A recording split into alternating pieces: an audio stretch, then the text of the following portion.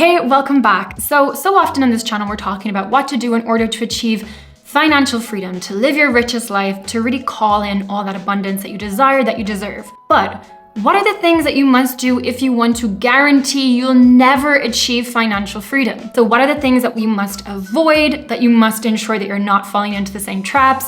So this is what I want to use this video for. Highlight the areas of your life that right now you might be walking into blindly that are actually acting as massive wealth blockers. So let's get into it. So firstly, if you want to guarantee that you're never going to become financially free, you've got to believe that making more money is going to fix all of your problems. I've heard it time and time again. If only I had more money, then everything will be easier, everything will be solved. But if you don't know how to manage your money at $1,000 income, you're gonna have absolutely no idea how to manage that money if it's $100,000. So it's so important to understand it's not what we're making, it's what we're doing with it that counts so much more. And so this is really an invitation to actually look at your money honestly and say, okay, how am I taking care of it? Or am I just throwing it away because I'm not making the amount of money that I want yet? So if you're totally confused about, Laura, how am I supposed to be managing my money properly? I do have a free guide, a free resource that I'll link down below in the comments.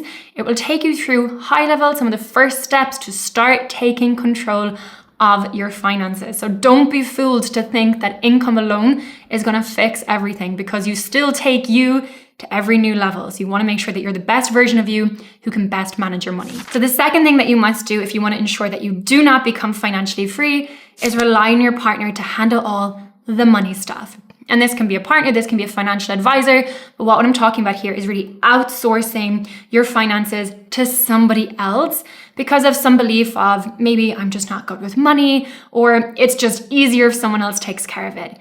Do not fall into this trap. Whether it is a loving partner, a spouse, an advisor, whoever it is, this is your money at the end of the day, and nobody cares as much about your money as you do.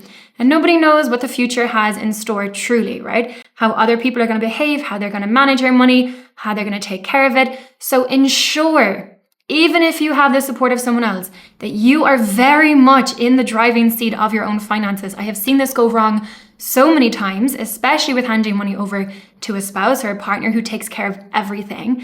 And in the unfortunate circumstance, which, let's be honest, it can happen, and it happens time and time again, where that relationship breaks down, you're left wondering, what am I doing? Not only is there a stress of, I've never managed my money before, there's the added stress of, I don't even know how much we have, what we owe, where the money is. Do not take a backseat when it comes to your finances, when it comes to your financial future, when it comes to your money. Be in control. So the third thing to do to definitely not achieve financial freedom is to think that investing is too risky. Yes, this mindset, this belief that it's too risky, so there's no point even looking at it, will keep you trapped forever. I have so many conversations with women who grew up with this belief that investing is super risky. It's safer for me to just save. And that's even if they have the habit and the pattern of saving their money in the first place. And so often this is passed down from our parents who maybe had tried to invest and they didn't understand what was happening. And unfortunately, they got burnt by it. Or maybe it's just passed down through society or culture or the communities that you were hanging around with where they're going, oh, investing is really risky.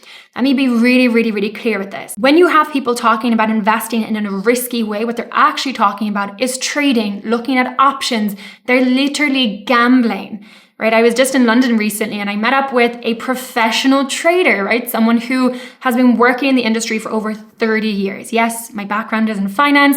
I have networked with all sorts of people from that industry. And I asked him very clearly, what do you think of the average person trying to become financially successful through trading? And his one-word answer was gambling. It's literally gambling. Do they honestly think that they can beat someone like me who has decades of real life experience, the best training at the best firms with the best of technology, right? It is a losing game. Do not be lured in by people telling you that trading and all these other things is this, quick win, this quick solution to all your financial problems, right? Get your finances in place first. Get your investments set up long-term, low risk. That is a strategy. But before you even do that, kick that belief that investing is risky. Saving is actually, in many ways, even more risky, because if you have your money in a regular savings account, you can be guaranteed that you're losing value on that money year after year, because the interest you're getting on that is not even matching inflation. If all you take away from this point is opening your mind to the idea that investing might not actually be that risky, then I think I've served my purpose with this point. And so the next wealth killer is waiting until you feel ready. All right, spoiler alert is that no one ever feels ready to step outside their comfort zone to do something they haven't done before. Whether it's me when I first went to speak on stage, of course I did not feel ready. I had all the nerves and the anxiety and everything come to the surface, but I used tapping and breath work and all the processes I use for nervous system regulation to move through it. It is the same with getting comfortable with money, to managing your money properly, to investing. If this is a world that is totally alien for you, of course it is going to be something that you constantly put on the long finger. Why? Well, because our beautiful brains are wired to protect us. And so even though that served a brilliant purpose back in the day when we could be chased by wild animals and our life was literally in danger, today it can misinterpret something as simple as, hey, I want to get better with my finances. It feels out of my comfort zone. It's uncomfortable. I'm having to do something different. My brain is perceiving this as dangerous. So what is it going to do? It is going to come up with a million excuses as to why now is not the right time, why you should do something else. You know, the home needs cleaning. You need to get outside. You need to redo your wardrobe. You need to find any excuse like, oh, let me just binge watch that new Netflix series. Any excuse possible to avoid facing the thing that you know you should be doing, but it feels uncomfortable. It feels out of your comfort zone. So therefore it feels risky. So the fifth step to take if you definitely want to ensure that you never achieve true financial freedom is definitely do not track where your money goes, right? Just let the money to come in, go out. Who cares? You know, go with the wind, whatever. Do not care where my money goes. That is the best way to ensure that your money doesn't go very far and that you don't go very far either in your financial journey, right? If you want to achieve real financial freedom, you've got to be managing your money. Now, I'm not someone who's big on budgeting every single euro, every single pound, every single dollar. I know there's some people who are, and it just excites them and they love it. For me, it's more of an inhibitor, and I would see it as something that would actually stop me from doing it. It feels too overwhelming, too time consuming. I don't love it. So instead, what I like to do is work in buckets. So I know how much I want to spend on my essentials. I have that in one account. I know how much I want to spend on me and my family and going out and do fun things. That's in a second account.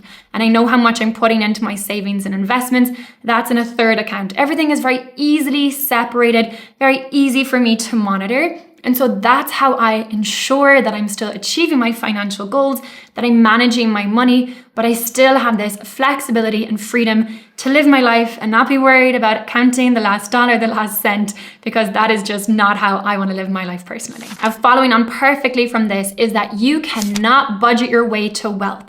You cannot shrink your way to real financial freedom. There's only so much that you can do with the money that you have until we have to take a hard look at what money you're making. So yes, what you do with your money is so important, but so is how much you're bringing in. If you're still stuck at making $1,000, $5,000 a month, and you're struggling, then we need to have an honest look at your financial resources. What is coming in? What's your income? And this is really where we tap into mindset, to manifestation. How do we create multiple streams of income for you? How do we actually clear any money blocks, any limitations that might be hanging around that are stopping you from saying yes to opportunities or stopping you from even seeing the money-making opportunities that are literally sitting in front of you? So yes, we manage our money, we invest it, save it, take care of it like it is our best friend.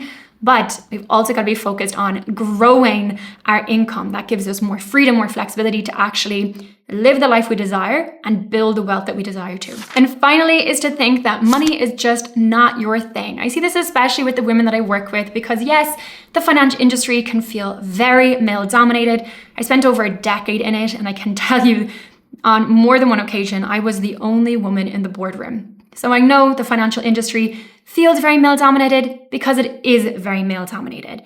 But do not feel that that means that you are not welcome to the party, that is not your thing, that it is something to avoid or ignore. It is not. It is your money at the end of the day. It is why the Witch of Wall Street exists, to make the world of finance and financial education and financial empowerment feel accessible, to remove all the jargon and to make it feel like a language that you can understand and you can speak with confidence. So please, if you have that belief that it's just not your thing and that you're outsourcing at the moment, or you're sticking your head in the sand and you're playing like the ostrich who doesn't want to face their finances, let this be that moment that you say enough is enough and you're actually going to start taking action. Now, if mindset is the challenge for you, I have a second resource. It's also free. I'll link it down below.